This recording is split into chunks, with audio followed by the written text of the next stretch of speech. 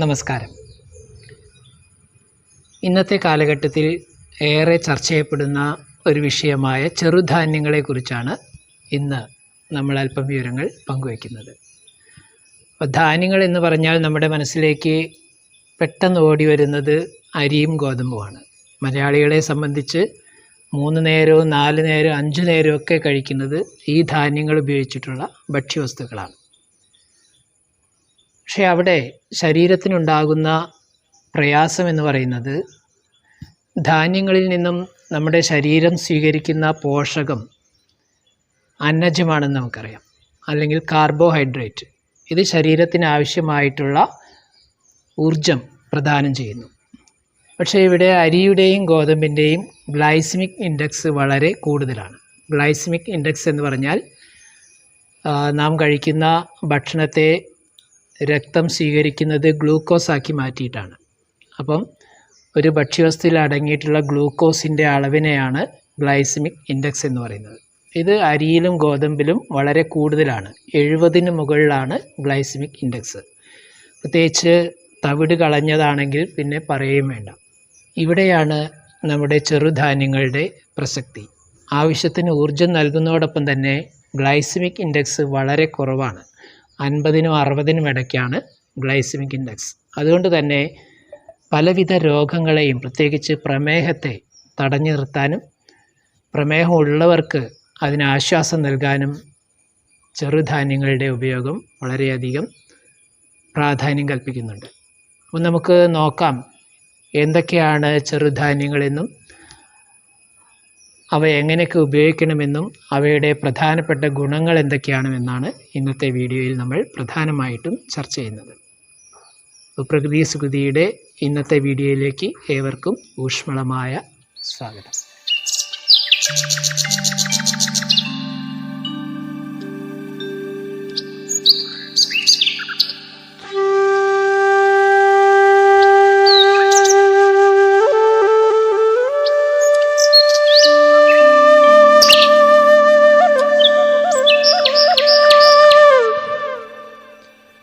ചെറുധാന്യങ്ങൾ അല്ലെങ്കിൽ മില്ലറ്റ്സ് എന്ന് പറയുന്നത് നമ്മളെ സംബന്ധിച്ച് പുതുമയുള്ള പുതിയൊരു കണ്ടെത്തലൊന്നുമല്ല.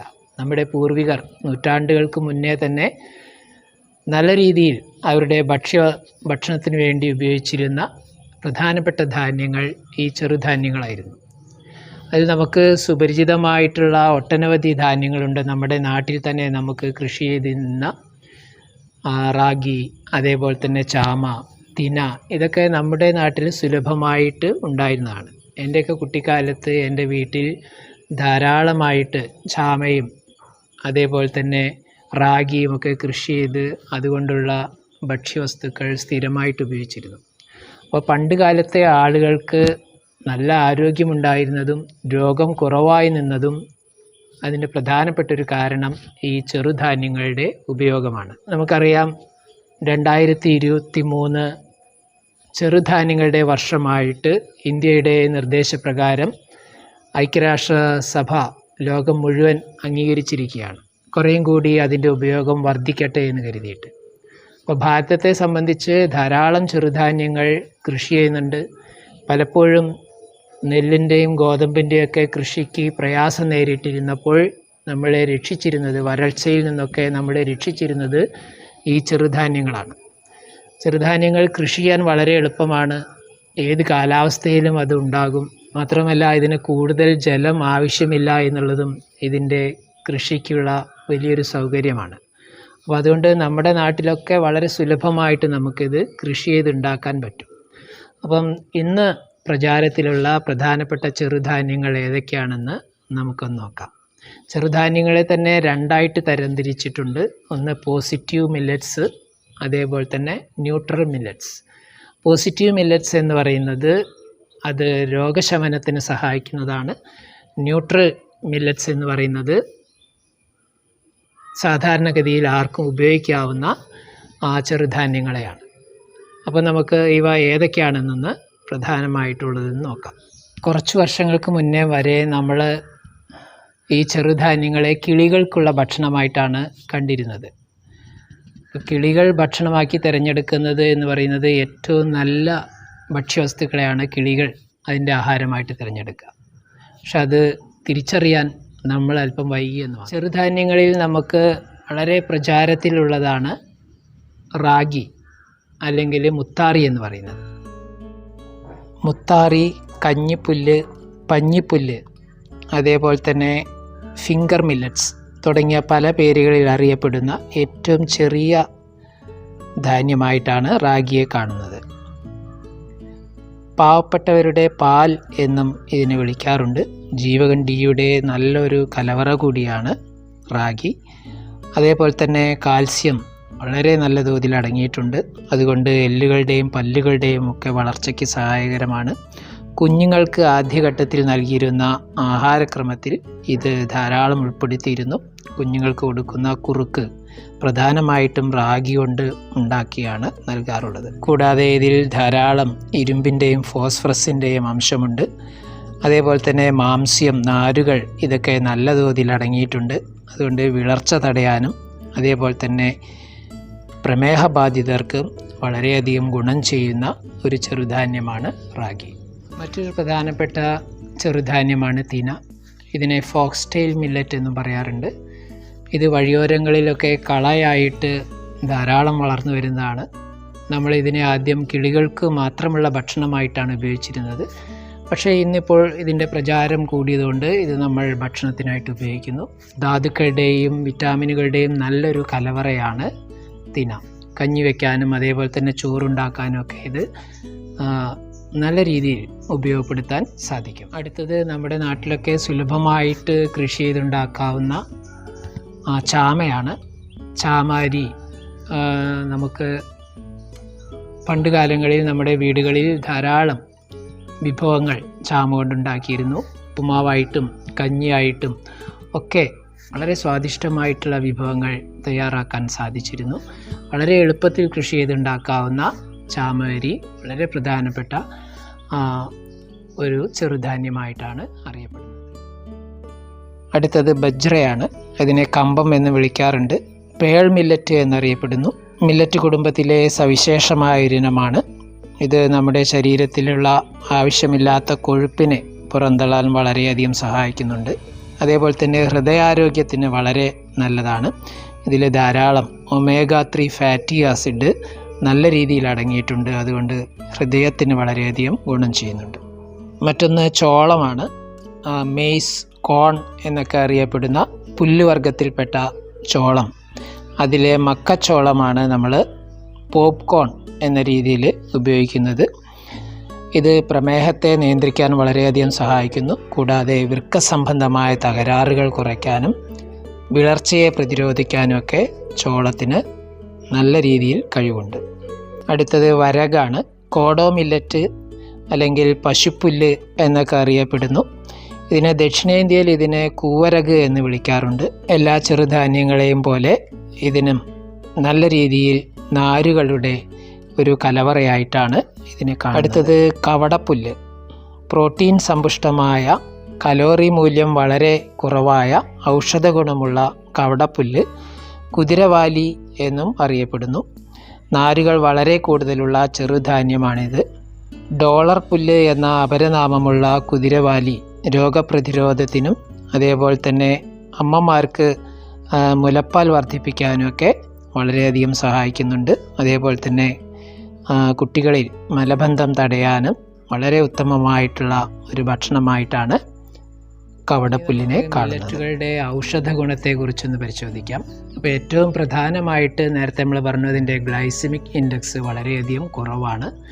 അതുകൊണ്ട് പ്രമേഹ സംബന്ധമായിട്ടുള്ള പ്രയാസങ്ങളുള്ളവർക്ക് ഏറ്റവും നല്ലതാണ് ഒരു നേരം ഏതെങ്കിലും ഒരു മില്ലറ്റ് ഉപയോഗിക്കുക എന്നുള്ളത്. കൂടാതെ നാരുകൾ അല്ലെങ്കിൽ ഫൈബർ നല്ല രീതിയിൽ അടങ്ങിയിട്ടുണ്ട്. സാധാരണ ഫൈബറുകൾ അടങ്ങിയിട്ടുള്ളത് പഴങ്ങളിലും പച്ചക്കറികളിലുമാണ്. പക്ഷേ പച്ചക്കറികൾ കൂടുതൽ നമ്മൾ വേവിച്ചാണ് കഴിക്കുന്നുള്ളത് കൊണ്ട് അതിൻ്റെ നാരുകൾ നഷ്ടപ്പെടുന്നു. പക്ഷേ ഇവിടെ ചെറുധാന്യങ്ങളെ സംബന്ധിച്ച് വേവിച്ച് കഴിഞ്ഞാലും അതിൻ്റെ നാരുകൾ നഷ്ടപ്പെടുന്നില്ല എന്നുള്ളത് വളരെയധികം ഗുണം ചെയ്യുന്നുണ്ട്. ഇന്ന് ഇതിലടങ്ങിയിട്ടുള്ള പലതരം മൂലകങ്ങൾ, ധാതുക്കൾ, ഇതൊക്കെ ശരീരത്തിൻ്റെ ഒട്ടനവധി ഗുണങ്ങൾ, പോഷകങ്ങൾ നൽകുന്നതാണ്. ഇരുമ്പ്, ഫോസ്ഫറസ്, സിങ്ക്, മഗ്നീഷ്യം ഇങ്ങനെയൊക്കെയുള്ള ധാതുക്കൾ അല്ലെങ്കിൽ മൂലകങ്ങൾ ധാരാളം വിവിധ മില്ലറ്റുകളിലായിട്ട് അടങ്ങിയിട്ടുണ്ട്. അതേപോലെ തന്നെ വിറ്റാമിനുകളായ വിറ്റാമിൻ ഡി, ബി കോംപ്ലക്സ് വിറ്റാമിനുകൾ ഒക്കെ നല്ല രീതിയിൽ ഈ ചെറുധാന്യങ്ങളിൽ നല്ല അളവിൽ തന്നെ അടങ്ങിയിട്ടുണ്ട്. കൂടാതെ ശരീരത്തിലെ ഉപാപചയ പ്രവർത്തനങ്ങൾക്ക് അതേപോലെ തന്നെ ജീവസന്ധാരണ പ്രവർത്തനങ്ങൾക്കൊക്കെ വളരെയധികം ഗുണം ചെയ്യുന്ന ഒരുപാട് സൂക്ഷ്മ കണങ്ങൾ, അതിൽ ഫൈറ്റോ ന്യൂട്രിയൻസ്, അതേപോലെ തന്നെ അമിനോ ആസിഡുകൾ, ആൻറ്റി ഓക്സിഡൻറ്റുകൾ ശരീരത്തിലുള്ളത് കൊണ്ടാണ് ക്യാൻസറിന് വരെ കാരണമാകുന്ന ഫ്രീ റാഡിക്കലുകളെ തടഞ്ഞു നിർത്തുന്നത്. അപ്പോൾ അങ്ങനെ ശരീരത്തിൻ്റെ രോഗപ്രതിരോധ ശേഷിക്ക് വളരെയധികം സഹായകരമാകുന്ന ഒരുപാട് ഘടകങ്ങൾ അടങ്ങിയിട്ടുണ്ട് എന്നുള്ളത് മില്ലറ്റിൻ്റെ ആരോഗ്യമൂല്യം വളരെയധികം വർദ്ധിപ്പിക്കുന്നുണ്ട്. ഇനി നമുക്ക് ഇത് എങ്ങനെയൊക്കെ ഉപയോഗപ്പെടുത്താമെന്നുള്ളതാണ്. ഇന്നത്തെ കാലഘട്ടത്തിൽ ഇന്ന് കൃഷി ചെയ്തുണ്ടാക്കുന്നത് വളരെ കുറവായതുകൊണ്ട് തന്നെ നമുക്ക് കടയിൽ നിന്ന് വാങ്ങിക്കേണ്ടി വരും. വാങ്ങിക്കുമ്പോൾ ശ്രദ്ധിക്കേണ്ട ഒരു കാര്യം, ഇതിൽ പോളിഷ്ഡുമുണ്ട്, അൺപോളിഷ്ഡ് ഉണ്ട്. അതുകൊണ്ട് അൺപോളിഷ്ഡ് ആയിട്ടുള്ള ചെറുധാന്യങ്ങൾ തന്നെ വാങ്ങിക്കാൻ ശ്രമിക്കുക. വാങ്ങിച്ചു കഴിഞ്ഞാൽ ഇത് ഉപയോഗിക്കുന്നതിന് മുന്നേ ഒരു 6 മുതൽ 8 മണിക്കൂർ വരെ വെള്ളത്തിലിട്ട് കുതിർക്കണമെന്നാണ്. അപ്പോഴേ അതിൻ്റെ നമ്മുടെ ശരീരത്തിലേക്ക് അത് എത്തുമ്പോൾ ശരീരത്തിന് ദഹന പ്രതിസന്ധി ഉണ്ടാകാതിരിക്കുകയുള്ളൂ.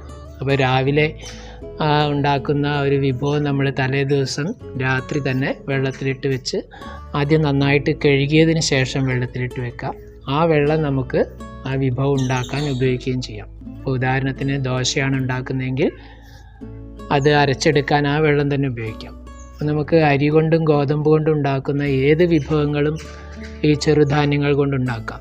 ചോറുണ്ടാക്കാം, കഞ്ഞി ഉണ്ടാക്കാം, ദോശ, പുട്ട്, ഇഡ്ഡലി, ഇടിയപ്പം, ഉപ്പുമാവ്, ഇങ്ങനെ നമ്മൾ ഇഷ്ടപ്പെട്ട ഏത് വിഭവം ഉണ്ടാക്കാം. കൂടാതെ വളരെ സ്വാദിഷ്ടകരമായിട്ടുള്ള പലഹാരങ്ങൾ ഉണ്ടാക്കാം. കുട്ടികൾക്ക് ഇടനേരത്തൊക്കെ കഴിക്കണമെന്ന് തോന്നുകയാണെങ്കിൽ കടയിൽ നിന്ന് വാങ്ങുന്ന ബേക്കറി പലഹാരങ്ങൾക്ക് പകരം നമുക്ക് വീട്ടിൽ നിന്ന് തന്നെ വളരെ സ്വാദിഷ്ടകരമാണ്, അതോടൊപ്പം തന്നെ ആരോഗ്യപ്രധാനവുമായിട്ടുള്ള പല പലഹാരങ്ങളും ഉണ്ടാക്കിയെടുക്കാൻ ഈ ചെറുധാന്യങ്ങൾ ഉപയോഗപ്പെടുത്താൻ സാധിക്കും.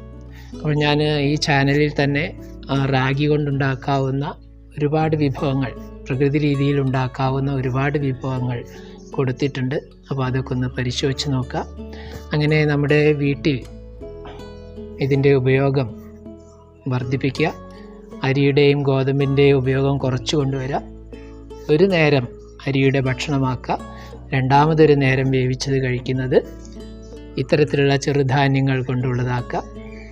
അതിൽ നമുക്ക് പ്രധാനമായിട്ടും റാഗി, അതേപോലെ തന്നെ ചാമ അല്ലെങ്കിൽ തിന, ഈ 3 എണ്ണത്തിൽ ഏതെങ്കിലും ഒന്ന് ഓരോ ദിവസവും മാറി മാറി ഉപയോഗിക്കുക. സ്ഥിരമായിട്ട് ഒരു ചെറുധാന്യം തന്നെ ഉപയോഗിക്കരുത് എന്ന് പറയാറുണ്ട്. അതേപോലെ തന്നെ 2 or 3 ചെറുധാന്യങ്ങൾ ഒന്നിച്ച് ഉപയോഗിക്കാനും പാടില്ല, അത് ദഹന പ്രതിസന്ധി ഉണ്ടാക്കും. അതുകൊണ്ട് ഇന്ന് റാഗി കൊണ്ടുള്ള വിഭവമാണെങ്കിൽ നാളെ ചാമ കൊണ്ടുള്ള മറ്റൊരു വിഭവം ഉണ്ടാക്കുക. അങ്ങനെ മാറി മാറി ഉപയോഗിക്കുക. അപ്പോൾ രാവിലെ ചെറുധാന്യങ്ങൾ കൊണ്ടുള്ള പലഹാരങ്ങൾ ശീലമാക്കുക. ഉച്ചയ്ക്ക് നമുക്ക് തവിടുള്ള അരി കൊണ്ടുള്ള ചോറ് കഴിക്കാം. ഉച്ചയ്ക്ക് ശേഷം വേവിക്കാത്ത പഴങ്ങളും പച്ചക്കറികളും അല്ലെങ്കിൽ നട്ട്സുമൊക്കെ ആയിട്ട് നമുക്ക് നമ്മുടെ ആരോഗ്യത്തെ നമുക്ക് തന്നെ നിലനിർത്താൻ സാധിക്കും. അങ്ങനെ രോഗമില്ലാത്തൊരു സുന്ദര ജീവിതം എല്ലാവർക്കും സാധ്യമാകും. പ്രിയപ്പെട്ടവരെ, മലയാളികളെ സംബന്ധിച്ച് സർവ്വസാധാരണമായി ഉപയോഗിച്ചിരുന്ന ചെറുധാന്യങ്ങൾ ഇന്ന് അന്യം നിന്ന് പോയിക്കൊണ്ടിരിക്കുകയാണ്. അത് വീണ്ടെടുക്കാനുള്ള നല്ലൊരവസരമാണ് നമുക്ക് കിട്ടിയിട്ടുള്ളത്. അപ്പോൾ ധാരാളം അറിവുകൾ ഇതുമായി ബന്ധപ്പെട്ടുകൊണ്ട് നമുക്ക് ലഭ്യമാണ്. അവയെല്ലാം ശേഖരിച്ച് നമ്മുടെ ഭക്ഷണത്തിൽ ഈ ചെറുധാന്യങ്ങൾ പരമാവധി ഉപയോഗപ്പെടുത്തി ആരോഗ്യകരമായ ഒരു ജീവിതം എല്ലാവർക്കും ഉണ്ടാകട്ടെ. ഈ വീഡിയോ നിങ്ങൾക്ക് ഇഷ്ടപ്പെട്ടെങ്കിൽ ഈ ചാനൽ സബ്സ്ക്രൈബ് ചെയ്യാനും ലൈക്ക് ചെയ്യാനും ഷെയർ ചെയ്യാനും അഭിപ്രായങ്ങൾ എഴുതാനും അഭ്യർത്ഥിച്ചുകൊണ്ട് നന്ദി, നമസ്തേ.